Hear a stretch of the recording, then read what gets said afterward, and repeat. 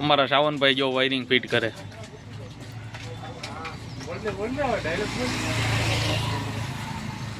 ઉડે તો જ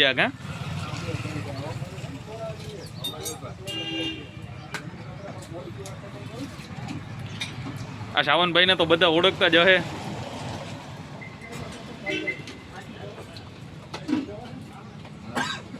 સાવનભાઈ છેડા કઈ રીતના આવશે ભાઈ?